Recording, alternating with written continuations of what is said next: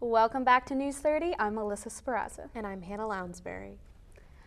OBU welcomes Nashville stars Drew Holcomb and the Neighbors to campus next Friday night for a concert. The show will take place on October 14th in Potter Auditorium inside of OBU's Rayleigh Chapel. The concert is open to the public and tickets are on sale now at drewholcomb.com for just $15. The Shawnee Public Library kicks off a book sale this evening. The sale, which opened at 5 for members of the Friends of the Library, will open to the public at 7 this evening. The sale will include books like novels, mysteries, fantasies, and children's books, starting as low as 50 cents for paperbacks and $1 for hardbacks. The sale will also include some CDs and DVDs. The event will continue for the next 2 days from 9 a.m. to 5:30 p.m. on Friday the 7th and 9 a.m. to noon on Saturday the 8th. And we here at News 30 would like to congratulate alum Austin Manger on becoming one of this year's recipients of the Next Gen Under 30 Award. The Next Gen Award, presented by Ion Oklahoma, started 6 years ago and was meant to award the next generation of innovative and creative individuals in the state of Oklahoma. Manger graduated in 2014 from OBU and currently works as a field representative and policy advisor for U.S. Senator James Lankford. Manger said that his background at OBU was instrumental in his success and expresses his gratitude to the university. Oklahoma Baptist University is showing its appreciation for the arts. Julia Blackstone's art show is on display on the first floor of the Geiger Center. Blackstone is an assistant professor of art on campus. Her show is called The 18-Day Deadline. She said the name is a reference to the 18-day period when she painted the pieces. The pieces in the show are all canvas painted with oils. Still life food and portraits are the two major genres of the show. Blackstone said that painting food is fun, and unlike live models, food doesn't move around during painting sessions. Her portrait called Selfie features her daughter, and one titled Smoky-Eyed Girl features her son's girlfriend. When asked why she thinks art is important, Blackstone said that she couldn't imagine a world without art. College students have a new assignment, filling out FAFSA. The Federal Education Department has moved this year's deadline to November 1st. The form became available on October 4th. Previous forms have not been available until January. The change is part of an effort to make the financial aid process coincide with the typical college application process. Since the tax year has not ended, students will be able to file using older financial information. One thing remains the same: students must file the form by the deadline in order to qualify for scholarships, grants, and loans for the 2017-18 school year. The Shawnee Animal Shelter is removing the gas chamber from its facility. In December, the City of Shawnee launched an initiative to enhance animal control policies and procedures, including transitioning from gas chamber use to lethal injection and adding more business hours per week for the shelter. The shelter is also adding 8 new kennels. The new hours for the shelter are 9 a.m. to 6 p.m. on weekdays, as well as a half day on Saturdays from 8 a.m. to noon. This increase in hours allows for more time to reclaim or adopt animals housed there.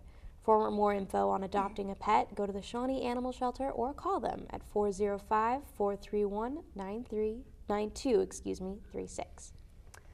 One of the schools in Oklahoma is being recognized for a national award.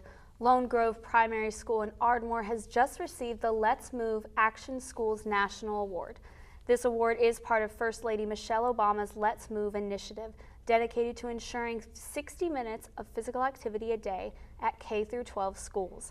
The award is given to 544 schools across the country. Congratulations to Lone Grove Primary School on this achievement. OBU is all set to host their Winter Bible Study Clinic later this month. The Bible study, set for the 28th of October, will discuss the book of Malachi. While the Bible study is mostly focused on the pastoral perspective and is meant to train pastors, it is not exclusive.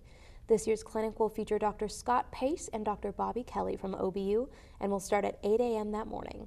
For more information or to answer any questions, you can contact Kelly Schluber at OBU's Spiritual Life Office at 405-585-5700. And voters may finally have some details regarding Hillary Clinton's health care plans. Find out more after the break. Welcome back to News 30. The topic of health care is one that has been present throughout Hillary Clinton's campaign.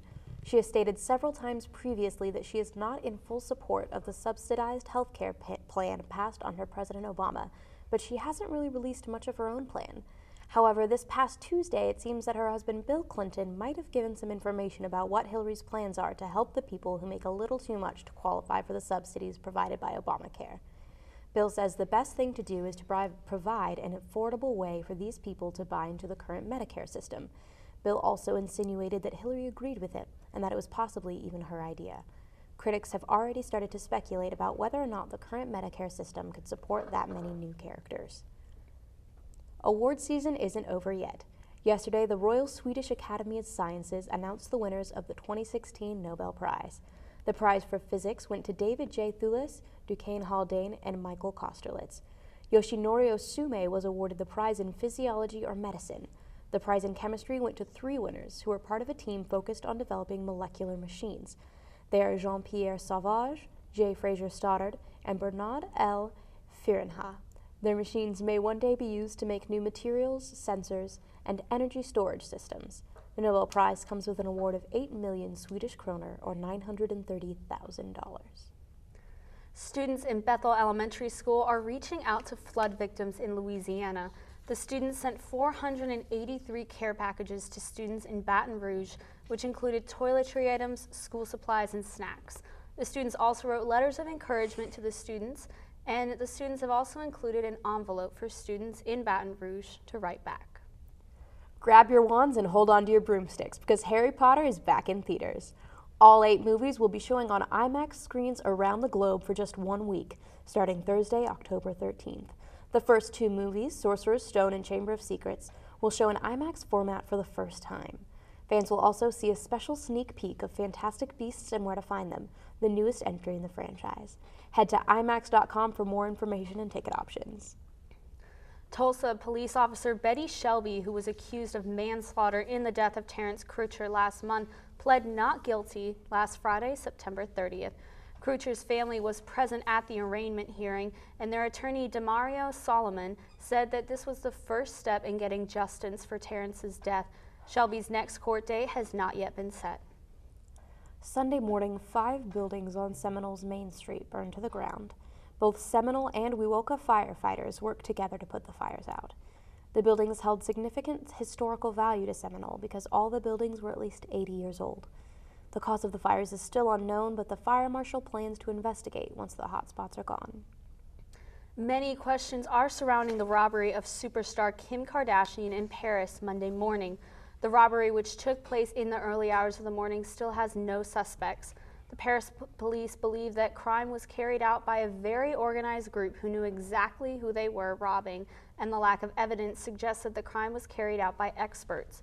The police have reported that the approximate value of the stolen jewelry would be about 10 million euros or $11.2 million. The star is reportedly fine and now back in the States with her husband and kids. Fall is rolling in and so are the pumpkins. First Christian Church of Shawnee is hosting its 21st annual pumpkin patch. Visiting the patch is free, and the profits of the sale of pumpkins will be shared with local organizations, including Hope House, Volunteer Health Center, and Shawnee Rescue Mission.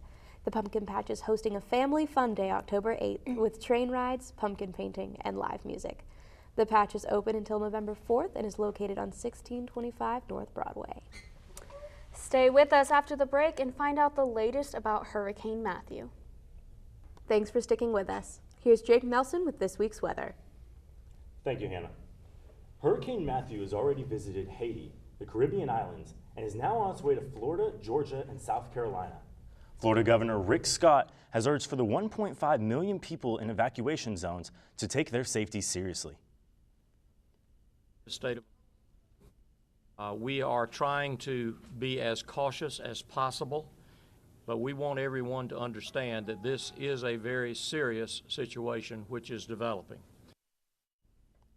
Hurricane Matthew has grown into a Category 4 storm with winds reaching up to anywhere from 90 to 130 miles per hour while on the coast of Florida. The hurricane has already taken at least 113 lives, the majority from Haiti. Authorities have urged nearly 2 million people to leave their homes and evacuate the area. And while we are not experiencing a hurricane, we are experiencing our own severe weather here in Oklahoma. 84 outside the studio right now, cloudy with winds out of the south-southeast. And we reached 86 for the high today here in Shawnee. Same for McLeod, Okemah, and the metro area. Some places like Woodward and McAllister got up into the upper 80s for the high. Lows for tonight in the mid to lower 50s across the state, 53 for Shawnee and Tecumseh, 49 for Ponca City, and 56 for Tulsa. Now tonight, we are looking at a strong chance for thunderstorms across the metro area and most of Oklahoma. Right now, the National Weather Service has issued severe thunderstorm watches for 37 counties, including Oklahoma, Cleveland, Comanche, Canadian, Roger Mills, Payne, and here in Pottawatomie. Flood warnings have been issued for Grant, Kay, and Noble County as well. Looking ahead for tomorrow, after the skies clear up from tonight, we're going to have a beautiful day. Highs in the mid to upper 60s, cloudy skies that will clear up as the day goes along, lows in the mid to upper 40s. Moving ahead to your weekend forecast, cloudy and cool as you start off your Friday. Then those same conditions for Saturday with a high in the low 70s. Saturday night dipping down into 50 for the low. Then reaching a high around 77 for your Sunday with a chance of scattered showers. And then for your next week forecast, that chance of showers on Sunday lingers around a bit into Monday and Tuesday with highs in the upper 70s to low 80s. Then a few clouds in the skies for your Wednesday. And now you're up to date with News 30's latest weather forecast. I'm Jake Nelson. And after the break, Dakota Carring with your sports update coming up next. Dakota Carrington with your sports news and fantasy football tips. For the first time this year, the Oklahoma Sooners and the Oklahoma State Cowboys were finally able to get a win on the same weekend. The Oklahoma Sooners faced off with the hostile Horned Frogs of TCU last week, and if you tuned in to either Shawnee Connect or our YouTube channel, you should recall me saying that the Horned Frogs would escort the Sooners to a 1-3 start on the season. Well, that wasn't the case. The Sooners came out looking like they had in the previous weeks, sluggish and disappointing. TCU took full advantage of the sluggish Sooners, started putting up 21 points in the first quarter. And the second quarter, I don't know what Big Bob said, or maybe they started drinking a different type of Gatorade, because the Sooners went off and didn't slow down for the rest of the game. 6 touchdowns from the second quarter, total of 7 touchdowns on the night, with a final score of 52-46. Maybe the Sooners finally hit their stride on the season. Well, let's hope so. While the Sooners bested the Horned Frogs, the Oklahoma State Cowboys were having their own field day on Charlie Strong, Texas Longhorns. The Cowboys bested the Horns 49-31, while quarterback Mason Rudolph completed the game with 3 touchdown passes. When it comes to the Oklahoma State-Texas game, the only thing worth talking about is the lack of defense from the Longhorns. Minus Rudolph's 3 touchdown passes, there really wasn't anything to write home about. This week, the Cowboys take on Iowa State. It should be an easy win this week. The Red River Showdown, the rivalry of epic proportions, takes place, and I'm talking about the Red River Showdown. The first time these two teams played against each other was on October 10th, 1900. The Texas Longhorns defeated the Sooners 28-10. Currently, the University of Texas is leading the Red River Showdown with a 61-45-5 tie lead. I don't mean to be one who rips the Band-Aid off from last year, but Texas did beat OU last year. This year, though, things could be different. The Texas Longhorns a complete wreck minus the Notre Dame game. Things could get even worse when the Longhorns in the crosshairs of the improving Oklahoma team on Saturday at the Cotton Bowl in Dallas. The Sooners are hell-bent on revenge after losing to Texas last season and are back in the saddle after a win on the road against TCU this last Saturday. I'm predicting Oklahoma to win this weekend in Dallas, but Charlie Strong's back up against the wall. I wouldn't count them out quite yet. I'm also predicting a very good and fun game this week. The beef between the Toronto Blue Jays and the Texas Rangers all began about a year ago when right fielder Jose Bautista hit a 3-run home run in the bottom of the 7th inning in Game 5. But instead of taking it in a humble manner, he did one of the most disrespectful things in baseball. He flipped his bat and stared down the pitcher. So when they met again on May 15th, one would think that there would be some built-up animosity between the two teams, right? Well, you thought correctly. In the top of the 8th inning, right fielder Jose Bautista took a dirty slide into second base around Odor, which led to Odor connecting a nasty right hook to Bautista. Needless to say, it's going to be a very interesting series between the two teams if the heat between the two continues and escalates. Thanks, Dakota. 6 years ago, Marine Sergeant John Peck lost all 4 of his limbs while serving our country in Afghanistan. Recently, this American hero received a tremendous gift in the form of 2 new arms. Peck was the recipient of a double arm transplant in August of this year. While doctors predict he will not have full nerve function in his arms for another 10 months, Peck recently set a goal for himself that he referred to as a special gift, simply getting to hold his fiance's hand. That's absolutely adorable and all that we have for News 30 this week. Until next Thursday, you can catch up with us on Facebook and Twitter at Shawnee News 30. In case you missed anything, you can find videos of our shows and segments on YouTube. Thank you, and have a great night.